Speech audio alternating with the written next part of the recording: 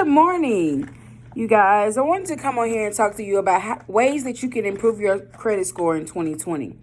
The first thing that you should do is you should order your credit report from all three credit bureaus: Equifax, TransUnion, and Experian. You can order the report online, or you can write in requesting a copy of your credit report. When you write in requesting a copy of your credit report, you will need to enclose with the letter your driver's license, your social, and 2 bills so they can verify that it's actually you that's asking for the report. Once you receive your reports, you will go over your reports. You will make sure that all the information on your credit reports is accurate. Some things on your credit report may not even belong to you. So that's why it's important to at least get your credit report every 6 months to a year to make sure that everything on there is correctly. First thing that I would dispute: if you have more than one name on your credit report, you need to dispute the names. You only need one name on your credit report. If you have multiple addresses on your credit report, you need to delete all previous addresses. You only need your current address reporting on your credit report. So that's the first steps, okay? Order your credit report. Make sure everything is accurate on your credit report. Write in to remove invalid names, invalid addresses. Go through your accounts next, okay? So, this is a copy of some accounts, okay? You see it? Accounts. Make sure that every account that's on your credit report actually belongs to you. If it does not belong to you, you need to dispute that account. Make sure the balance on the accounts is correct.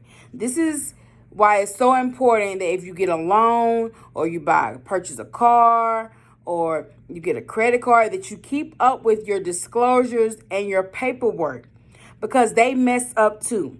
Student loans will add interest on your credit report, and that's not even the amount of interest that you signed for. So if you don't pay attention to your credit report, they're able to just put anything on your credit report.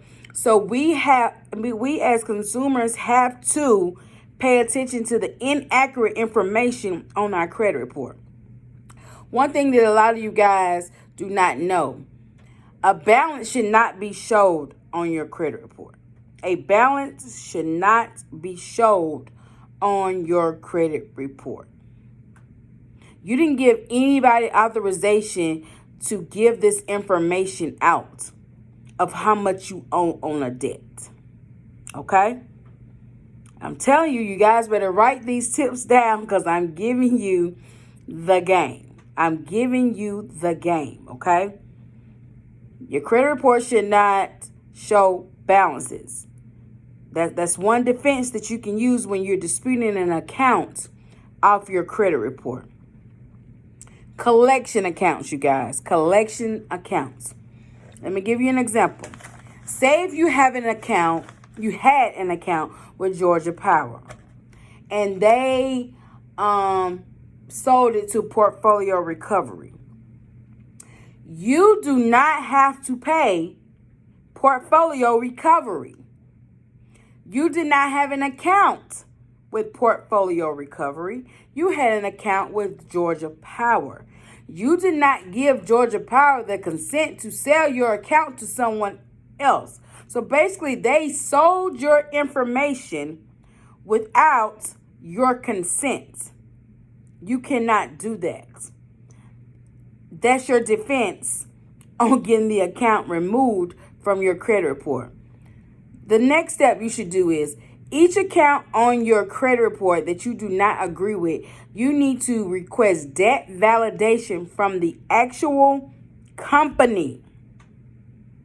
It's okay to dispute with the credit bureaus, but you want to request debt validation from the actual company, because a lot of credit repair reporting agencies and collection agencies do not have the legal right to even collect on the debt.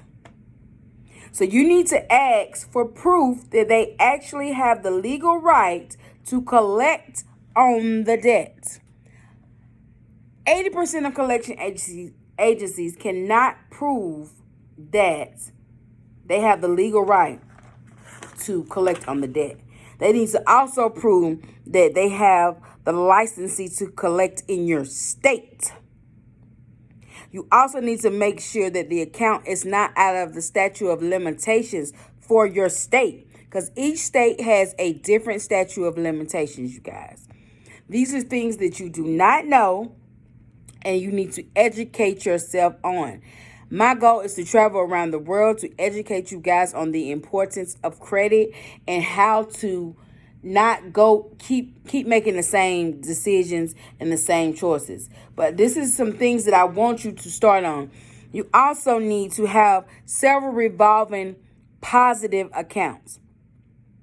You should have at least 5 to 10 positive accounts. If it's credit cards, if it's car loans, what else? Student loans. You guys, they need to be in good standing. If you have late payments on any account, you should write the company, not the credit bureau, the company, a goodwill letter asking them to remove the late payment. Tell them that you had a hardship and that you're on the right track, but ask them to remove the late payment. That this is the thing. If they remove the late payment once, try your hardest not to ever be late again. Keep in mind that the 31st day is when they report a late payment. So you have 30 days.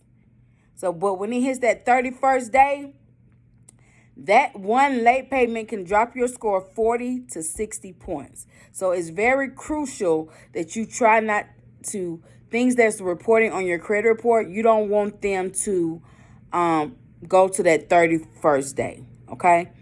Watch the number of inquiries that you obtain in a year. So, you guys, you can have an 800 credit score and you can still get denied for things. You can get denied because your income to debt ratio is too high. You can get denied because you have too many new accounts open within the last 12 months. You can get denied because you have too many inquiries on your credit. You can get denied for multiple things. So don't think just because somebody has an 800 credit score that they still don't have issues. So you need to watch the amount of debt that you're obtaining on your credit reports as well. The next thing is I want to talk about student loans. Even if you're in school and your student loans are in deferment, you still need to be paying on the interest of your student loans. The reason why I say this is because your student loans accrue interest every single month, okay? So when your student loans are accruing interest, it's dropping your score. It's like the debt is increasing. So even if you're still in school or if your accounts are in deferment, in good standing, try your best to still pay on the interest, okay? Credit cards, you guys. It's a trick to credit cards. You can actually trick the system into thinking that you made 2 payments in 1 month. So make a payment 7 days before your due date and make another payment on your due date. I don't care if it's $25. Just make another payment and trick the system into thinking that you made 2 payments. Okay? So, listen, you guys. Take these tips on ways to improve your credit score in 2020. Dispute all inaccurate information. Have multiple revolving positive accounts. Keep your credit card utilization below 30%, you guys. A lot of people are maxing out credit cards. When you max out your credit cards, not only is it going to drop your score, but you want to make sure that you're keeping it below 30% at all times. You can also increase your limits. So if you have a good history with your credit cards, every 6 to 12 months you can call and you can ask for a credit increase that's going to help you to keep your utilization below those 30%. Pay down all balances. If you can make a double payment on your mortgage, make a double payment on your mortgage. If you can make a double payment on your car, make a double payment on your car. The goal is to decrease your debt. Your income to debt ratio needs to be as low as possible, but you still need to show the positive history.